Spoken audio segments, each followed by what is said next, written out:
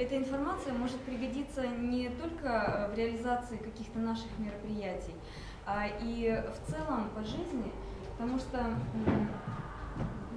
во многих ситуациях самомотивация очень важна, и мы должны понимать, что нами движет, и это помогает нам самоорганизовываться. Значит, во-первых, нарисую вам такую пирамидку. Видно? Нет. Совсем не видно?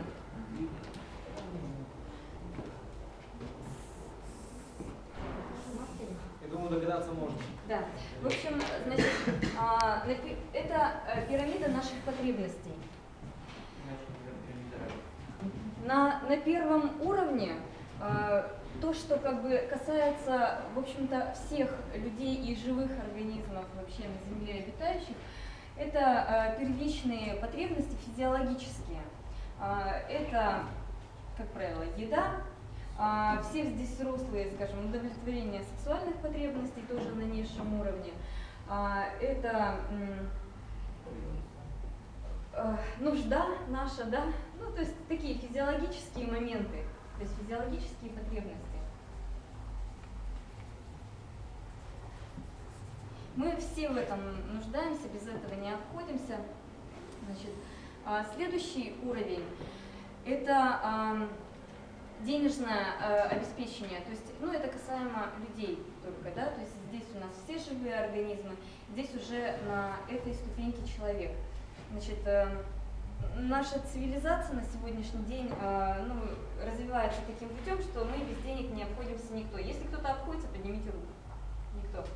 Значит, может быть, и надо стремиться к тому, чтобы минимизировать эту тенденцию, но на сегодняшний день, значит, у нас у всех есть потребности для того, чтобы даже удовлетворять наши первичные потребности, нам нужны деньги. Для этого мы идем на работу, для этого мы заканчиваем вузы, выбираем профессию, выбираем направление, которым мы занимаемся, ну и, в общем-то, зарабатываем эти средства. Посвящаем этому время, наши мысли, наши действия. Дальше, когда уже мы обеспечили себя вот этими первичными потребностями, да, низшими, значит, человек уже начинает задумываться о том, что а для чего я живу, ну, вообще, что я оставлю после себя в этой жизни. И у меня дедушка очень часто любил повторять, бытие определяет сознание.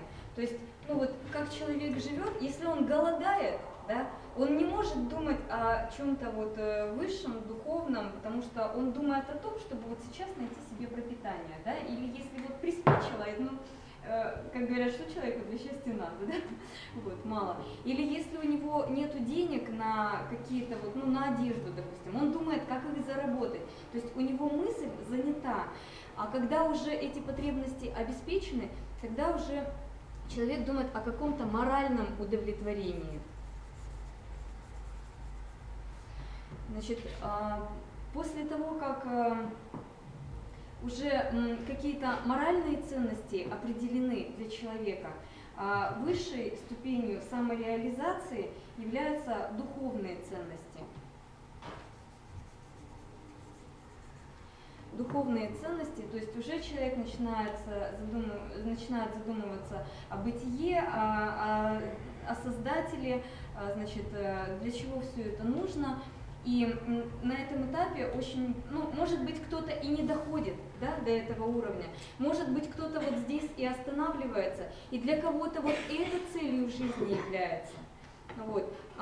Кто-то, значит, кто уже здесь остепенился, да, и получил удовлетворение, поднялся до следующего уровня, и вот участие в акциях – это уже как раз вот эта третья ступенька. То есть, когда человек задумывается, что сделать для социума, какое добро совершить, то есть у него есть потребности души, да, вот. И чем выше человек развит духовно, морально, нравственно, значит, тем на высшую ступеньку он поднимается и стремится. Что движет нами в нашем стремлении вверх, к духовному развитию. Во-первых, это чувство, которое во всех у нас заложено, это такая искра божественная. Ну, кто-то, может быть, поспорит, да, но именно внутренний душевный позыв сделать добро, сделать этот мир лучшим, он как раз чаще всего служит для того, чтобы мы развивались духовно и нравственно. И очень важно на этом этапе для себя понимать как бы ценность происходящего, но еще и важно получать поддержку. Ну, наверное, поддержка вот именно вот здесь вот происходит на третьей ступеньке, когда еще человек, может быть, не может самомотивироваться, но вот сегодня то, что мы сделали, подарили грамоты, да, сертификаты, мы вас отметили, кому-то добрые слова сказали. Для многих людей это является мотивирующим шагом серьезным. То есть очень многие просто за то, что его похвалят, да, откликаются и могут сделать очень много хорошего.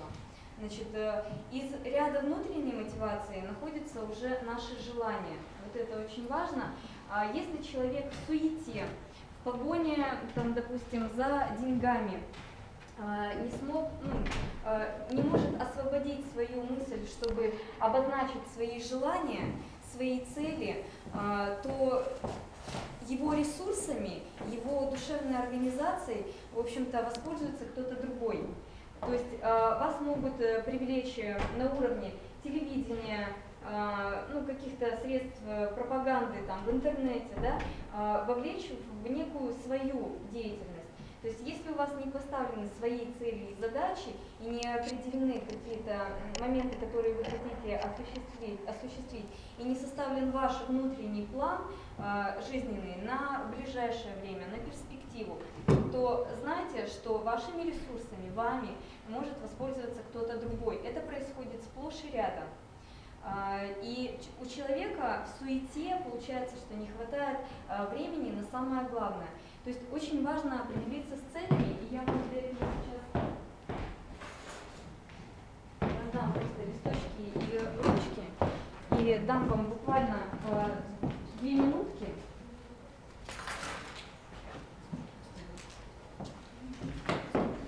Чтобы вы написали, что вами движет.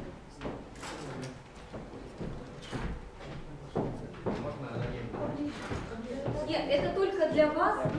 Я вас попрошу потом озвучить. Вы сейчас определите, потому что очень важно сформулировать. Я сейчас вас прошу, значит, не широко, да, а именно в рамках защиты окружающей среды, именно экологическую мотивацию свою написать.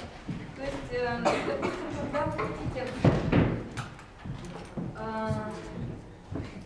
Вот что вами движет, когда вы приходите на экологическую акцию? Допустим, мной лично движет, да? Я хочу жить в более чистом мире, я хочу жить в благоприятной окружающей среде, я хочу, чтобы мои дети жили не среди свалки и помойки, да, а именно в чистой природе. Вот я хочу, чтобы вы сейчас написали, что движет вами.